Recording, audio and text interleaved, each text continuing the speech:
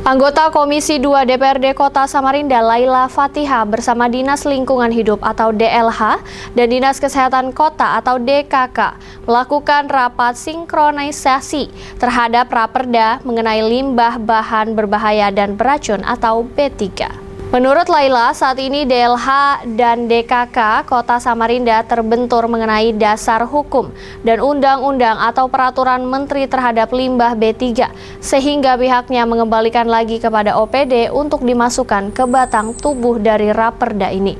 Laila mengatakan baik DLH maupun DKK telah memiliki peraturan menteri yang mengatur bidangnya masing-masing. Namun peraturan menteri yang berbasis nasional perlu ditekankan kembali pada Perda mengikuti kebutuhan wilayah tersebut, dalam hal ini Kota Samarinda. Politikus Partai Persatuan Pembangunan atau P3 meminta kepada DLH dan DKK khususnya dalam pelaksanaan lapangan diharapkan mampu bekerja sama dengan maksimal atas dasar Perda yang komplit, yang jelas hingga diantaranya keduanya dapat bersinergi dengan baik.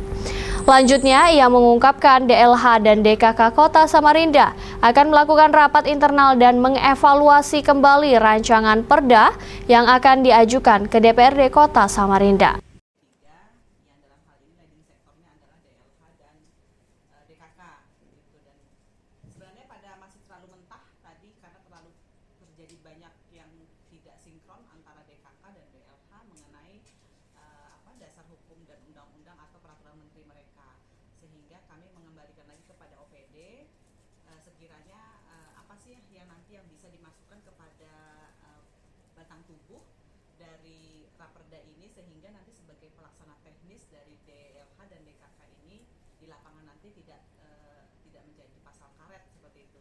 Karena kalau diturunkan kemudian tidak ada aturan atau tidak ada hukum yang menjadikan sebagai efek jerahnya kan juga percuma. Jadi saya tadi ingin semua ini sudah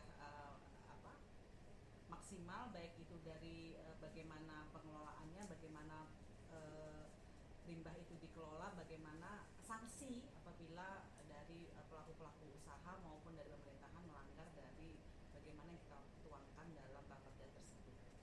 Artinya tadi kesimpulannya Bu, masalah payung hukumnya aja yang belum masih. Ya, karena gini, ada beberapa pasal yang antara misalnya DKK, kami tidak mengatur itu, DLH kami mengatur itu, kan harus disinkronkan dulu. Karena nanti yang menjadi leading sektor di lapangan untuk pelaksana dari Raperda ini adalah DLH dan DKK.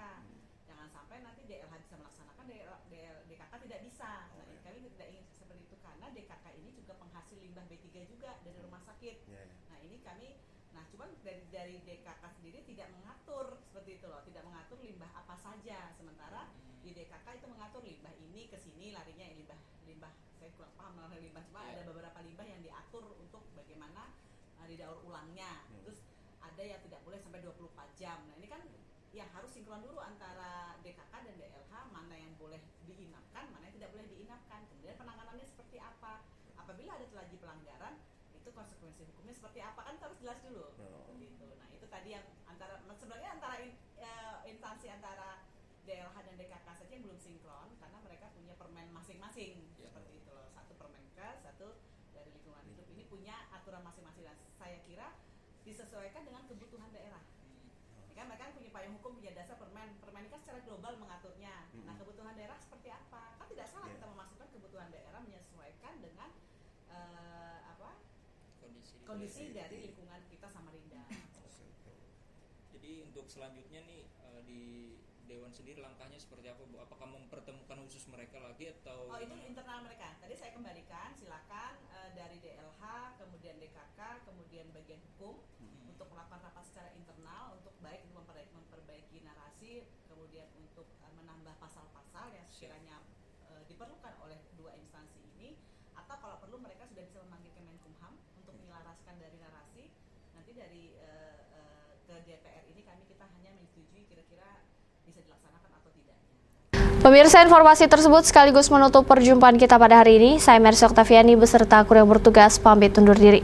Terima kasih, wassalamualaikum dan sampai jumpa.